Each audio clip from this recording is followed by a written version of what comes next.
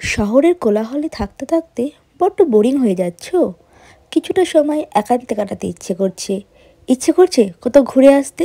কিন্তু এ মা, হাতে তো একদম সময় নেই। না গো, সময় লাগবে না, একটা দিনও লাগবে না, লাগবে কিছুটা ঘন্টা। আর সেই কিছুটা ঘন্টা যখন তোমরা এখানে সময় কাটাবে না, মনে হবে একটা অন্য জায়গাতে চলে এসেছো, একদম গ্রাম্য পরিবেশে।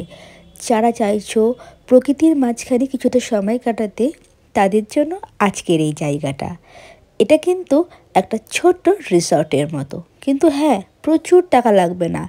এন্ট্রি ফি শুনলে তোমরাও চমকে যাবে। আগে তোমাদের জায়গাটা দেখাই।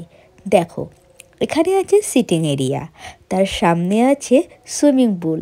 যারা ভাবছো যে একটুখানি সুইমিং পুলের মজাও নেবে, তারা কিন্তু এই জায়গাটাতে আসতেই পারো। তার সাথে এখানে থাকার ব্যবস্থাও আছে। যদি হাতে সময় থাকে, একটা দিন কিন্তু এখানে তোমরা থাকতেই পারো। আর যদি সময় না থাকে, তাহলেও এই সুন্দর জায়গাটা তোমরা কিন্তু এসে উপভোগ করতে পারবে। গ্রাম্য পরিবেশের কথা মাথায় রেখেই এখানে কিন্তু এই ঘরগুলো বানানো হয়েছে। খুবই সুন্দর, মাটির ঘরের মতো আদলে করেই কিন্তু এখানে বানানো হয়েছে।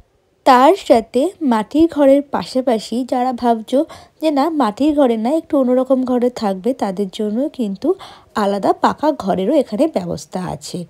আর তার সাথে এত সুন্দর একটা পরিবেশ, খুবই শান্ত, নিরিবিলি গ্রাম্য পরিবেশের সাথে সাথে তোমরা কিন্তু চাইলে এরকম মাটির ঘরে যদি না থাকতে চাও, পাকা ঘরও পাশে রয়েছে হোয়াইট কালারের।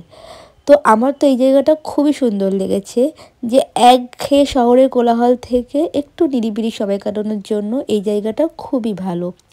তার সাথে ভাবছো যাবো তো, কিন্তু খাবো কি? নো চিন্তা, এখানে থাকার সাথে সাথে কিন্তু খাওয়া দাওয়ারও খুব ভালো ব্যবস্থা আছে।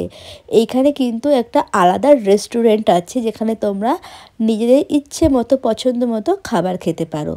আচ্ছা, এত কিছু জানার পরে তোমাদের বারবার এটাই মনে হচ্ছে, তাড়াতাড়ি বলো জায়গাটা কোথায়, কিভাবে যাব, তাই না? তো চলো, তোমাদেরকে এখন আমি লোকেশানটা বলি। প্রথমে যারা শিয়ালদা থেকে আসবে ভাবছো, তারা শিয়ালদা বনগাঁ লোকাল ধরবে। শিয়ালদা বনগাঁ লোকাল ধরে তোমরা নামবে ঠাকুরনগর স্টেশনে।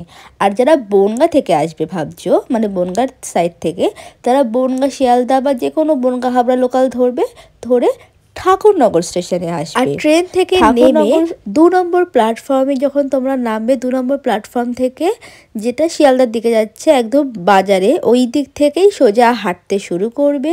ঠিক যেমনভাবে আমরা যাচ্ছি সেরকমভাবে তোমরা হাঁটতে শুরু করবে। ওখানে টোটো বা তোমাদের ভ্যান, দুটোই অপশান আছে। তো আমরা টোটোতে যাইনি, আমরা গেছিলাম ইঞ্জিন ভ্যানে। তো ইঞ্জিন ভ্যানে আমাদের স্টেশন থেকে মাতৃভূমি পার্কে যেতে মাত্র 10 টাকা লেগেছিল পার পারসন। ঠিক আছে, তোমাদেরও কিন্তু ওই রকমই লাগবে। যদি বেশি চাই তোমরা কিন্তু বলবে যে আমরা এখানকার লোকাল, তো 10 টাকাই তোমরা ভাড়া বলেই উঠবে। তো আমাদের 10 টাকাই লেগেছিলো, আমরা একটা ভ্যানেই সবাই মিলে গেছিলাম। স্টেশন থেকে মাতৃভূমি পার্কের ডিস্টেন্স 10 মিনিট মতো হয়তো হবে। তো যাই হোক, একদম তোমাদের মাতৃভূমি পার্কের সামনেই নামাবে, কারণ রোডের পাশেই কিন্তু মাতৃভূমি পার্কটা। তো এখানে তোমরা টাইমিংটা দেখে নিয়েছো, সমস্ত ডিটেলস কিন্তু এখানে রয়েছে, তোমরা একটুখানি পজ করে দেখে নিও। আর এই পার্কটাতে আসতে গেলে কিন্তু তোমাদের ডিএসএলআর ফটোগ্রাফির জন্য টাকা লাগবে, বা শ্যুট করলে টাকা লাগবে। তো সেগুলো সব ডিটেলস তোমাদের এখানেই রয়েছে, এমনকি রুম বুকিং তোমরা কিভাবে করবে, ফোন নাম্বার ডিটেল সব কিন্তু আমি তোমাদের এই ভিডিওতেই দিয়ে দিচ্ছি, তোমরা কিন্তু দেখে নিতে পারো। যারা যারা ভাবছো জন্মদিন সেলিব্রেট করবে, সেরকমও কিন্তু এখানে ব্যবস্থা আছে। বা কোনো স্পেশাল দিন, শুধু জন্মদিন কেন, অ্যানিভার্সারি বলো, জন্মদিন বলো, বিভিন্ন স্পেশাল দিন তোমরা কিন্তু এখানে সেলিব্রেট করবে, সেরকমও কিন্তু এখানে স্পেস আছে।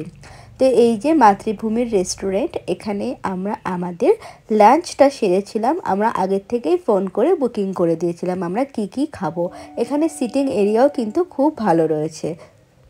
আর তার সাথে ফটোশ্যুট বা ভিডিও করার জন্য যেরকম যেরকম লোকেশন আমাদের দরকার, খুবই সুন্দর করে এই পার্কটা কিন্তু সাজানো হয়েছিল।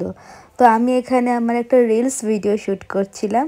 তো জায়গাটা এতটা সুন্দর, মানে বলে বোঝানোর মতো না। পাশে রয়েছে এরকম বড় একটা লেকের মতো। আমরা ওখানে যাওয়ার পরে যেহেতু আমরা লাঞ্চ করব, তাই জন্য একটুখানি ছবি আর ভিডিও তোলার পরে আমরা লাঞ্চে বসে গেছিলাম। আর ওরা খুব সুন্দর করে আমাদেরকে প্রত্যেকটা খাবার পরিবেশন করেছিল। আমাদের লাঞ্চের মেনুতে ছিল ভাত, ডাল, বেগুন ভাজা, আর তারপরে ছিল হচ্ছে কাতলা মাছের কালিয়া, চিকেন, মাটন, চাটনি, পাঁপড়, আর ছিল শেষ পাতে আইসক্রিম। তো কোন খাবারের কেমন দাম, এটা যদি তোমাদের জানতে ইচ্ছে হয় তাহলে অবশ্যই কমেন্ট করো। আমি রেস্টুরেন্টের ছবি, মানে যেখানে খাবারের মেনুর ছবি থাকে, সেটা আমি তোমাদেরকে পাঠিয়ে দেবো, যাতে তোমাদের সুবিধা হয় বুকিং করতে। তবে এইটুখানি বলতে পারি, এখানকার খাবারের দাম আমার মোটেও খুব একটা বেশি লাগেনি। নর্মাল রেস্টুরেন্টে গেলে যেরকম দাম হয়, এখানেও সেই রকমই দাম। আচ্ছা, পার্ক বলছি, কিন্তু রাইড কী কী আছে সেটা দেখতে ইচ্ছে করছে, তো সেটা আমি তোমাদেরকে নেক্সট পার্টে দেখাবো। তার সাথে আমাদের সাথে কিছু ফানি ফানি মোমেন্ট ঘটেছিল, সেটাও শেয়ার করব। তো নেক্সট পার্ট দেখার জন্য অবশ্যই আমার পেজটা ফলো করে রাখো। আশা করি তোমাদের খুব ভালো লাগবে। আর নেক্সট পার্টে অনেক মজাদার বিষয় আছে, প্লাস কিছু ফানি মোমেন্ট আছে। টাটা।